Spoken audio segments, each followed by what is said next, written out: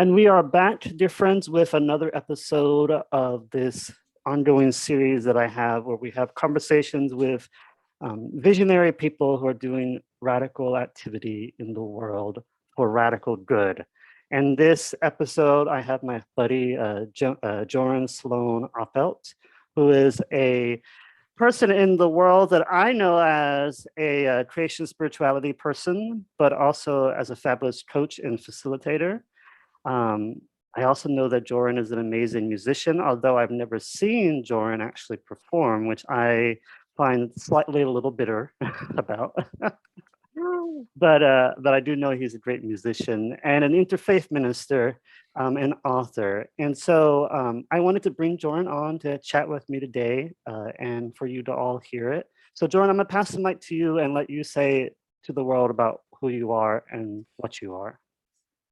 Thanks, Jerry. Yeah, I am glad to have this time today to talk with you. I'm glad that you wanted to carve this time out. Yeah, I think you pretty much covered it. I was a musician for many years, and yeah, you're right. I haven't performed in, I don't know, probably around 8 years was probably my last live performance. But I was a band leader for a long while. I had a band called the Gita and Auditorium after that. And you can find my solo recordings and band recordings out on wherever finer music is streamed, you can find it.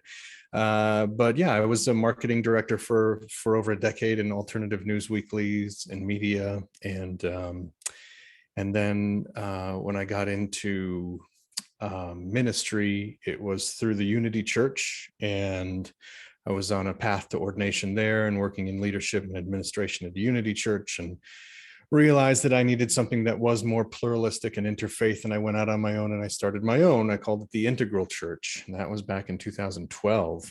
A couple of years later, wrote a book called Integral Church, and it was like a recipe book on how to do ritual and how to lead circles and how to grow spiritual communities from scratch. And yeah, then I got into, and I did that for about 10 years. And we launched communities in Hungary because I was going back and forth from here to Europe to speak at conferences and teaching people how to circle and how to do how to build spiritual community in an interfaith way. And so a couple of communities sprung up overseas, and I, on my business side, and what I do for a living, I am a consultant, and I have my own consulting company now, but I worked for an innovation consultancy for many years, and I did life coaching.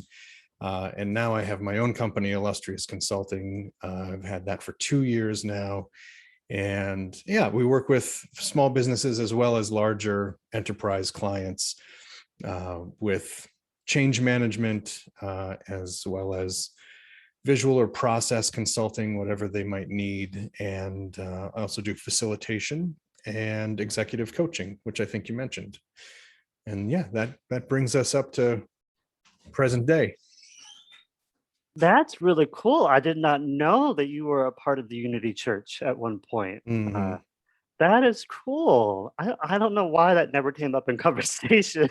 Yeah, that's where I got my start as a chaplain.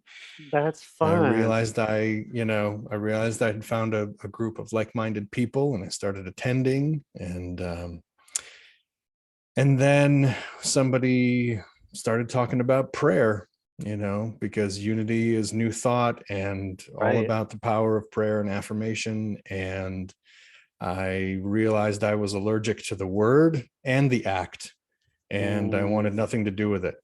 And they started telling me about the chaplaincy program. And, I started taking steps back and then realized, oh, this is one of those things where if I'm so averse to this, I think I need to not only know more about it, but jump in with both feet. And I served as a prayer chaplain for 3 years there. Also, helping them with marketing and leading on the platform and all of that. Yeah. I think that's a great example of one of the things that I find intriguing and what's the word, attractive about you is Mhm. I think that in my experience interacting with you in these past couple of years, you have demonstrated a beautiful leadership quality of radical bravery. I think that you very, it comes off very naturally that you engage in activity in the world with a certain level of bravery, where you're willing to do something like that. You first identify in your self consciousness the reality of where you feel a challenge, but then you don't shy away from it. And I think that's a sign of a great leader, is somebody who's willing to go on a journey before taking people on that journey. So that's a beautiful gift, and I think that that shows in that story, but also in your activity in the world with your work and such. So Thank that's you. beautiful. Yeah, Yeah. thank you for acknowledging that. I appreciate it. Yeah. And I think it's funny too because um, my bishop and I have some New Thought leanings, and he a little bit more than I, and he's a big fan of Charles and Myrtle Fillmore, Mhm. the founders of Unity. And I'm currently reading one of their a book called Teach Us to Pray, which was Charles Fillmore's, like, one of his classic books. It's Mhm. I don't even think it's printed anymore, um, and I find it really interesting. That it's actually fairly good when it comes to like the concept of prayer. Um, I think there's some slight little things that I would probably disagree with, but that's okay. They come from a different reality. But anyway, I just think that's Yeah, in a all. different time, those New Thought teachers were coming up in, what, the 20s and 30s, right? Like Yeah, when, when Jung was doing his thing over in Switzerland, and, right. there was all kinds of stuff happening in the world, and all these kind of psychological or metaphysical breakthroughs were happening, but nobody was talking to each other on the globe, Yeah. like Hmm. I just wonder if, if Desjardins and Hmm. Jean Gebser and Charles Fillmore and Carl Jung could have had a Zoom call, like what Right. the world would be like today. Right, right. Yeah, and it's really funny because if you look at all of the new thought denominations, they all have very similar tenets. Mhm. The Unity Church, the Divine Science, Religious Science, now Centers for Spiritual Living. All of these different people, they all have very similar principles. They all say there's only one life, or one being, or one something, and Mhm. but then they all get very particular in how they express that. In the And it how, yeah. yeah, in like the practical, tangible way, like um and then there's also too that split in the New Thought movement between those who maintain the practical Christianity part, and then those who want to go the more spiritual but not religious part. Mhm. Uh, and so it's all just really interesting. I just think Yeah, it's it is. It fascinating. is. So, It is but that gives a fascinating. lot of context into, I think, your background and kind of your formation into what projected you into where you are today. Mhm. And that, one of the great gifts that New Thought brings into the world is this idea that you can embrace what is happening in your life, and you actually can interact with it. And you don't have to take what happens in your life as just a thing. Like it's like you're not separate from your consciousness. And I think that's a really great gift because it forces people to say, "This is my life, and so I have something to say about it and something to do about it." It also reminds me too of the passage in scripture that says, "The people without a vision will perish." Mm. And so, what is your vision for your way of operating in the world? Like, how do you see yourself? Like, you do all these very specific things of coaching, facilitating, musician, ministry. You're a dad, Mhm. you're a husband, a partner. Mhm. Mhm. And so, what is your vision for that? How do you see all of that moving? I mean, vision of myself.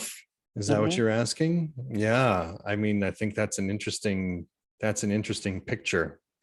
I think I alternately envision myself as band leader and or conductor, ringleader, in the sense of the big top, Yeah. Cat herder and unicorn wrangler, and trying to like be MC, but also like, manage what's going on in the circle,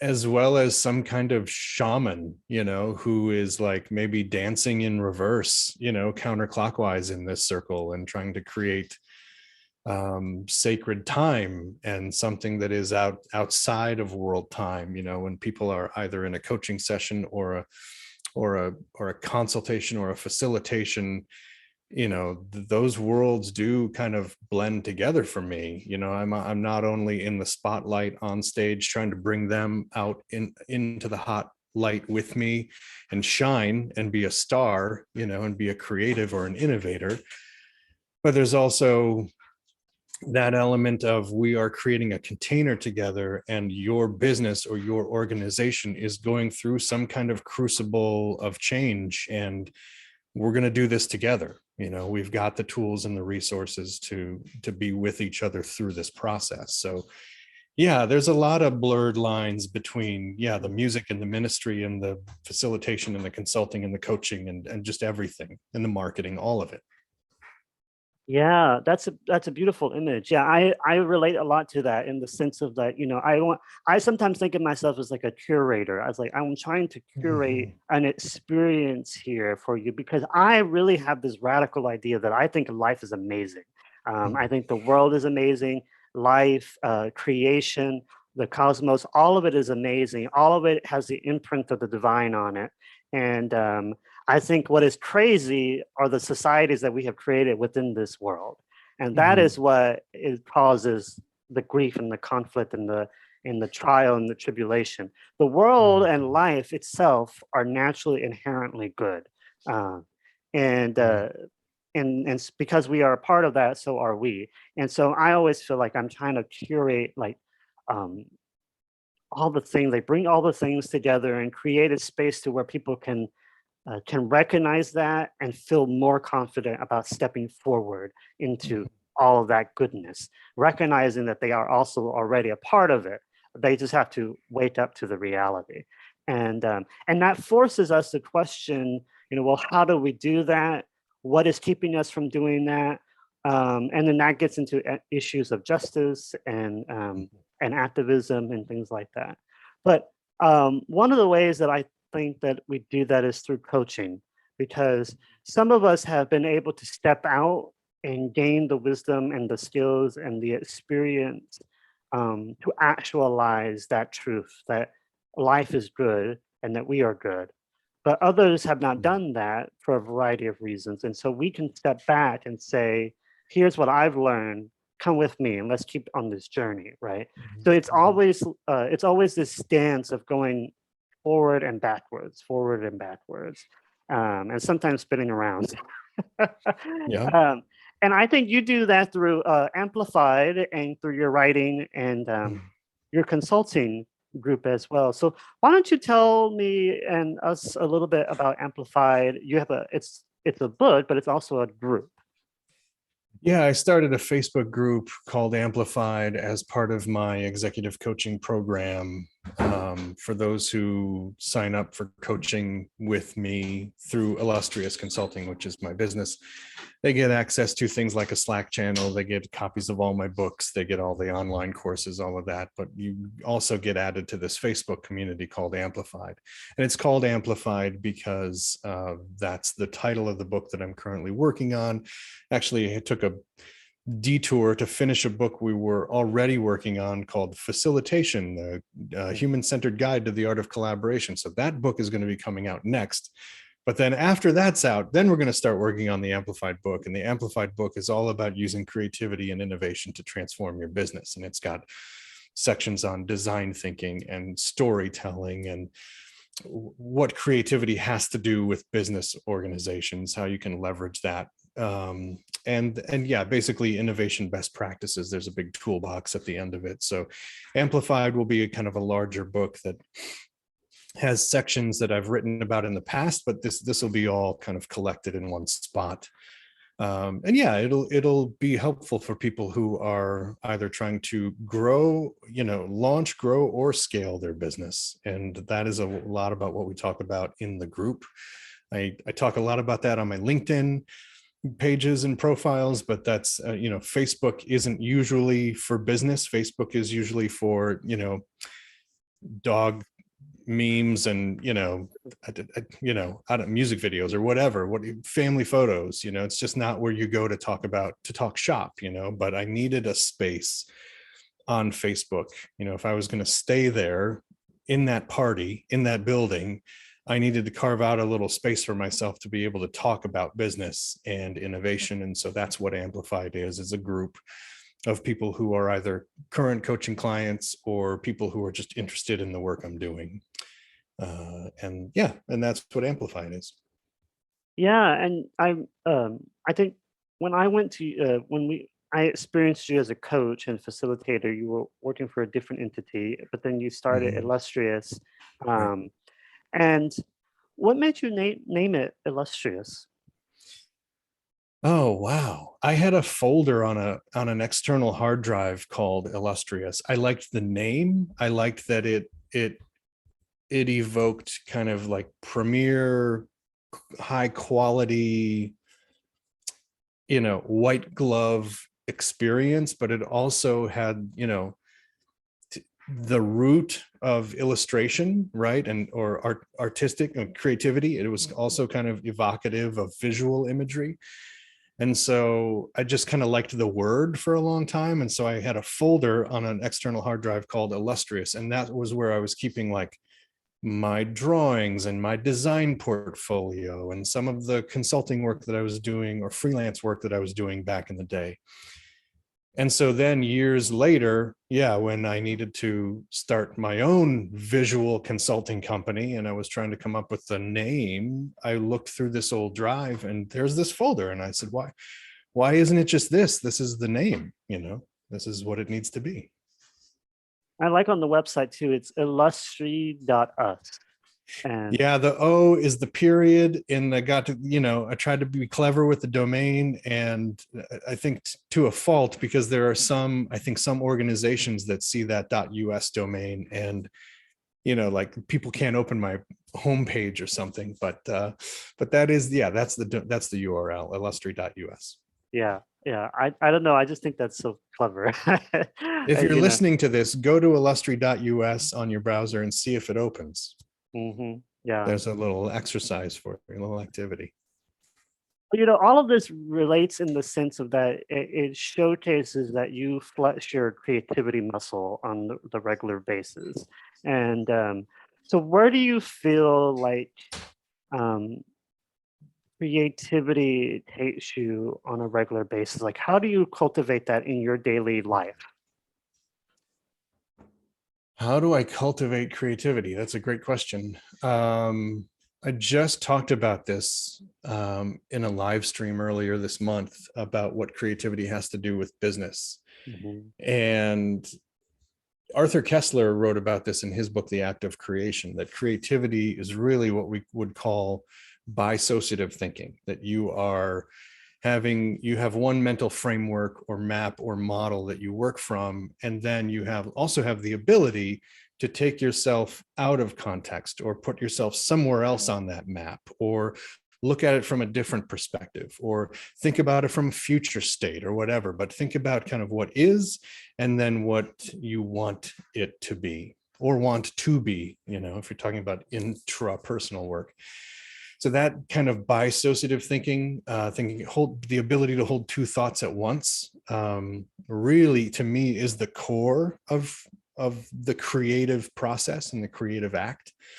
So for me, where I'm cultivating bisociative thinking is,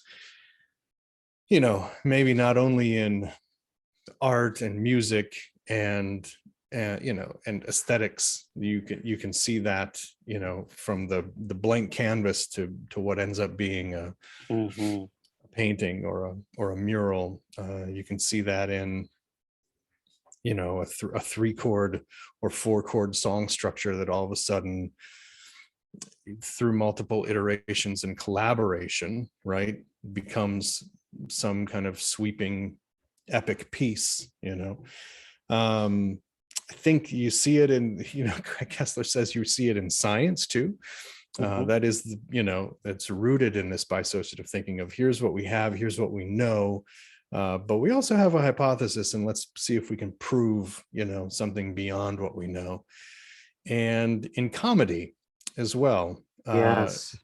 which was I found interesting, which is you've got, basically you've got the setup or a story that you're being told, and then all of a sudden here comes out of left field this thing called a punchline, right, that literally takes your breath away, or makes you gasp, and it is because it comes out of left field. The comedian, the comic, the satirist is somewhere else on the mental model the whole Right. time.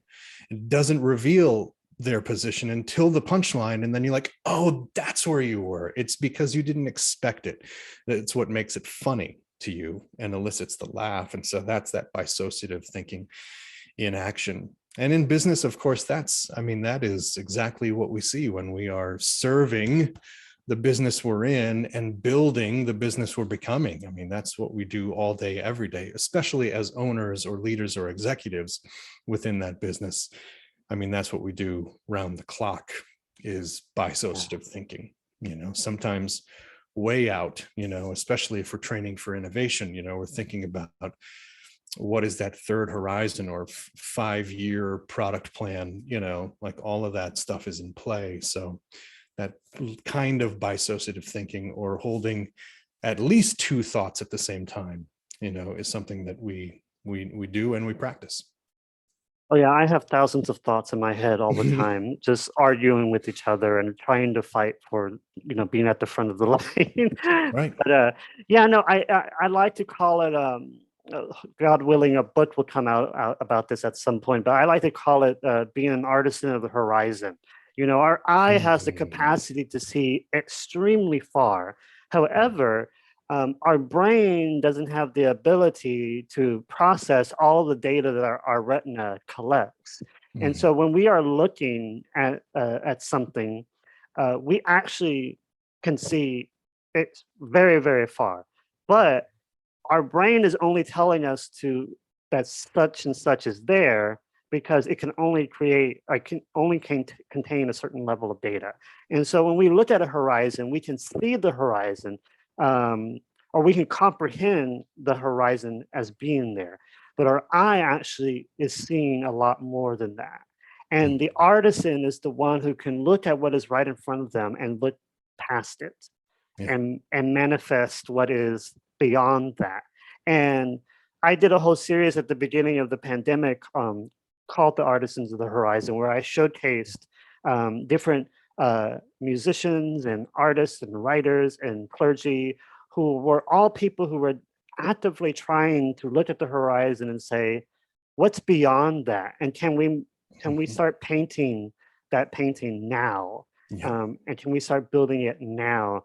Because I'm a big believer that we talk a lot about manifestation in our mainstream culture, because that whole idea has been diluted and turned to a capitalistic commodity.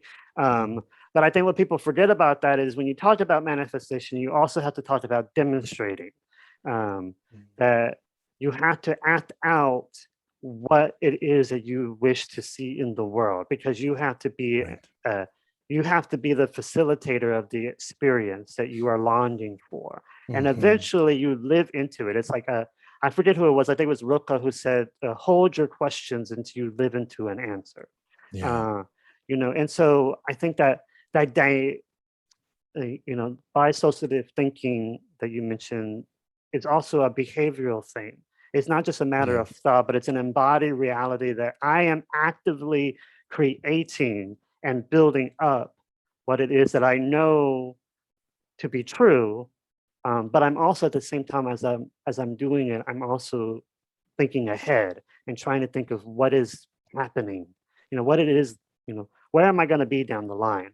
I sometimes say that we stumble upon ourselves, that we're on this journey to get to a certain place, but sometimes we don't actually get there until we stumble, and then we Yeah. find ourselves there. And yeah, I love all of that. I think that's so And what good. you're describing in that acting or doing or behaving is, if we were to use the design thinking model, and if we were to look at the double diamond, right, of like divergence and convergence and divergence and convergence, it's this double diamond model of, we've got to discover before we define, right? And that Right. first diamond is all about defining the problem. You have to know what the problem is before you approach some kind of solution. So it's that discovery is the divergent point, and then defining the problem is the convergent point. And then that second diamond is all about, as you diverge, you're developing possible or potential solutions before then converging finally on what's called delivery, right? Like you're delivering a solution that you have defined a problem and prototyped and tested for and done iterations and, before delivering a possible solution. And that's exactly what you're talking about. You have to act on something. You have to deliver something. You have to put something into the market. You have to build it, prototype it, put it in somebody's hands, even if it's a paper prototype, even if it's a drawing on a wall, and turn that into a shared experience before it will turn into value in the world for people. And that's, I think, what you're talking about. We can dream, we can have all the flashes and insights that we want, but until we prototype or make or create, we're not delivering that value to the world. Right, because ultimately what we're doing is we're trying to tap into the collective imagination. Mm, And we cannot do that if the ideas and the thoughts and the concepts all remain within us. yeah. Um, because we have to be the place from which things go. Um, and I liked the Reverend Dr. Johnny Coleman, who came out of the Unit Church, but eventually started her own thing called the Universal Foundation for Better Living. She founded one of the largest New Thought churches in Chicago called Christ Universal Temple, which still exists. And she used to say, "You are the thinker who thinks the thoughts that makes the thing."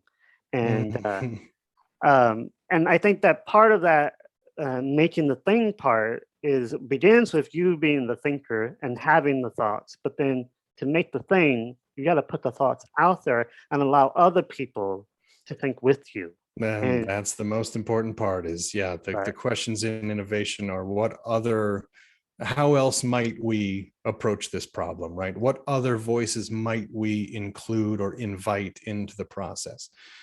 What other paths might there be toward a solution? All of those questions open us up to collaboration, and that's where that real creativity and innovation, that's where the rubber hits the road. right. And you used a word that I think is really good too, because I think it's a word that a lot of people I have found in my because I do coaching as well, and I find in clients that I have or people who come to me for spiritual direction a fear that they often run into when they're trying to create this idea that they have or this business that they have is they run into discovering that they have a fear of potential Mm, and not the potential to be great or the potential to do something amazing, but the potential for harm, for mm, risk, um, also the potential for embarrassment. And I think one of the ways that I help to remedy that is say, well, don't worry about the potential of risk or harm or embarrassment because that's already going to happen. There's no way mhm. that you can mitigate that. You can make it a little bit less of a sting by preparing yourself and building up your own self-consciousness and confidence. Um, but really, the answer is learning to recognize that what you need is right there under your nose already. But the beginning place Yeah. is cultivating curiosity.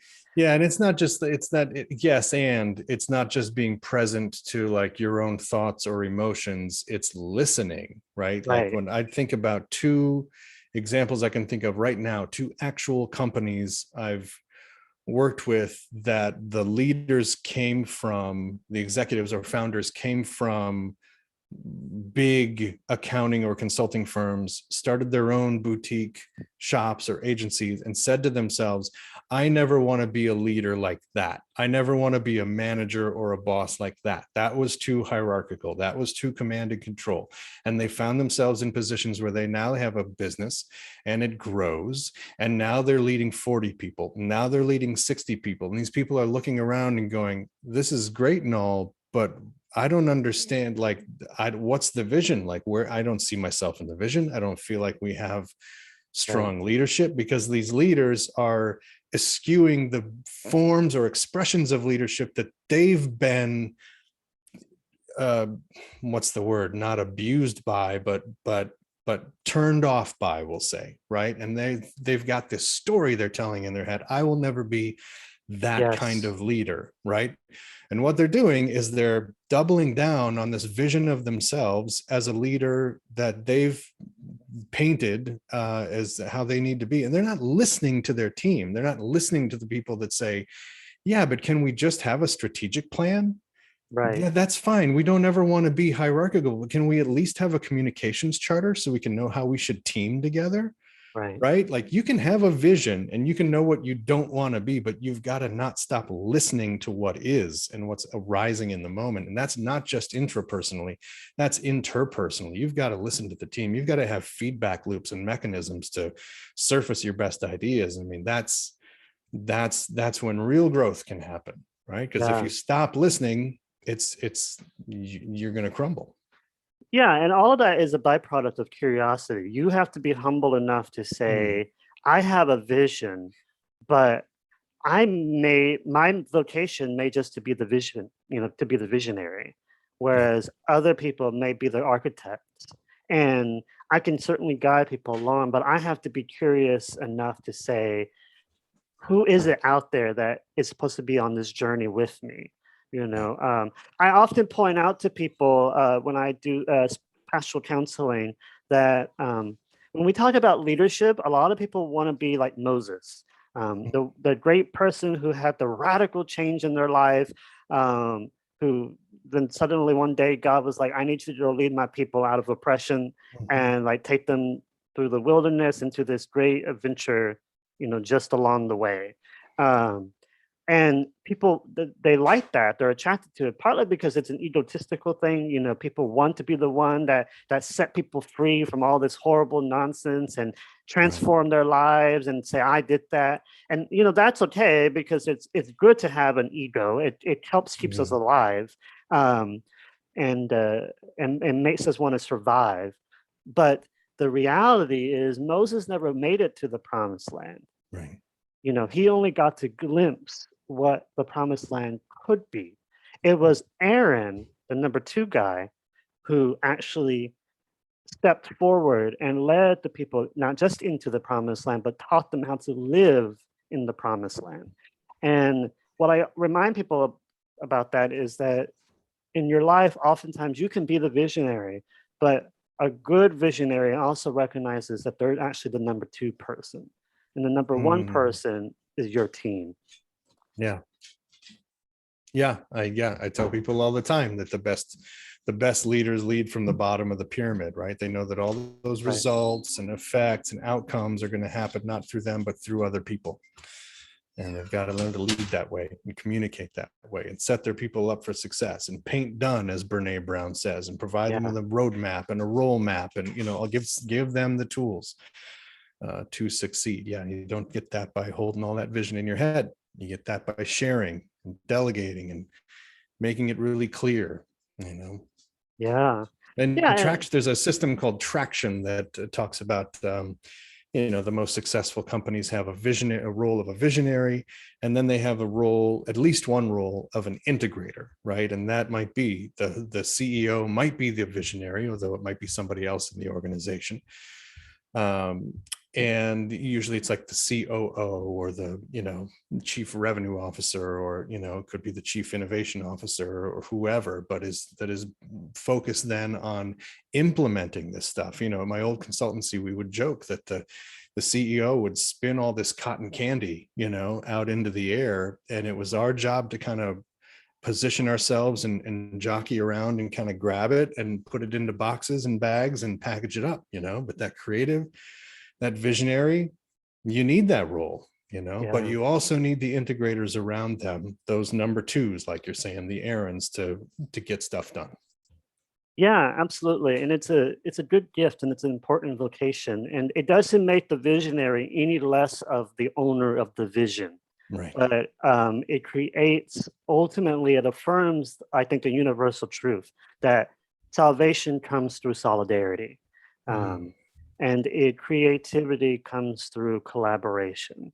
mm, Um, that everyone has a seed that they can plant, but a seed doesn't become a flower unless it's nurtured.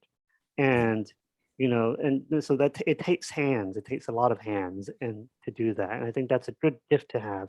Um, I want to begin to wrap up a little bit and Sure. kind of shape towards a closing. And Mhm. I want to end by first saying, where can people interact with you? Like, where are you in the internet world? And Mm. then the second thing is, um, how do you see yourself moving forward in your coaching life? What is your number one goal that you're trying to strive for? Mm. Well, okay. So first, you can find me on the internet. My name is Joran Oppelt. There's not many of me. There's one of me. My name's not John Smith. So if you do a search on Facebook or LinkedIn, I'm going to come up and that's me. I'm the guy. So connect with me, friend me. Follow me if you want to learn more about the consulting that we do, the visual consulting and the change management work that we do. Yeah, go to the website illustri.us and there's a lot of stuff there, including links to our YouTube channel. Our YouTube channel is really full of a lot of great interviews and content where you can see the work in action. And yeah, hear from a lot of innovators and creatives and luminaries in the field about how they perceive the work, which is really interesting too, because they're again back to what other voices might we invite. So yeah, check out all of those things to learn more. And where does my future coaching life want to lead me? Man, I can only tell you what's happening this year. And this year, it's interesting because I've had two couples approach me about coaching.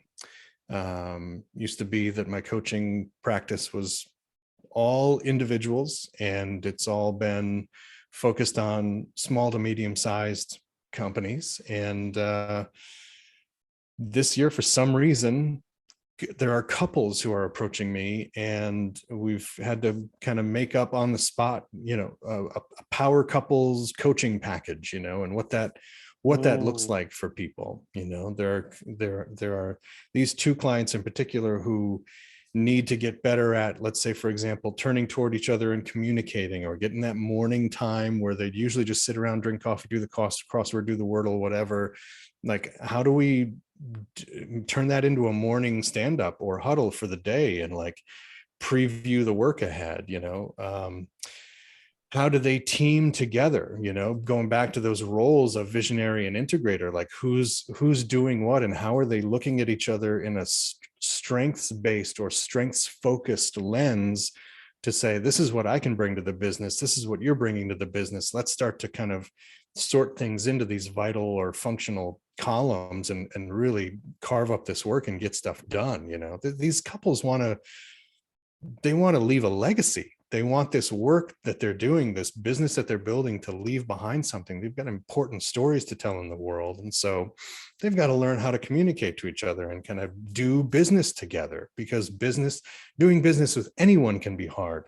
And then you put on that it's your partner, and that becomes even harder sometimes, because there's all kinds of stuff that maybe they're just not doing communication wise. I think that the power couples coaching has been interesting for me to try this year, because my wife Jennifer and I have joked about us being, power couple. We've started, grown, and sold multiple businesses together, and have worked together in different capacities in different areas and created together and led workshops together about relationships or business or whatever. And I mean, it's, we are a powerful creative couple. So I think, to answer your question, I think I might be leaning a little bit more on my partner for some insight into what makes us click as a power couple.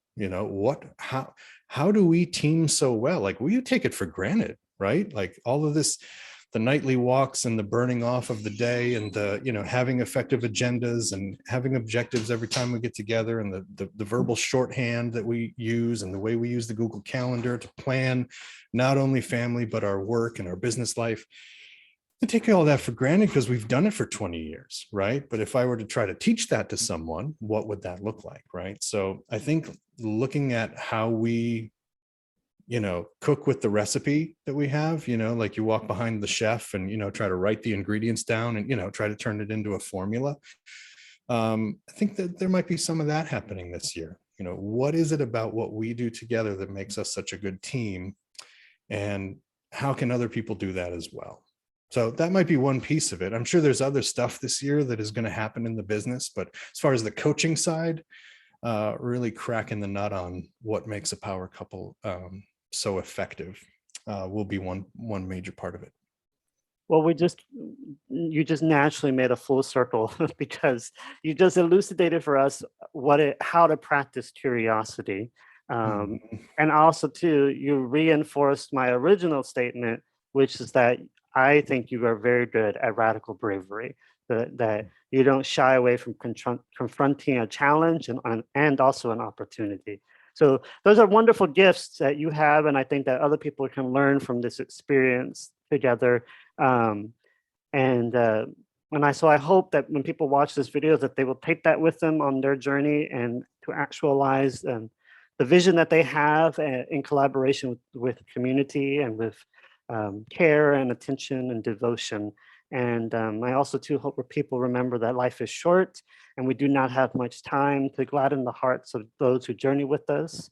So we must always be swift to love, make haste to be kind, and dare each day to catch the vision and to make it happen in our world.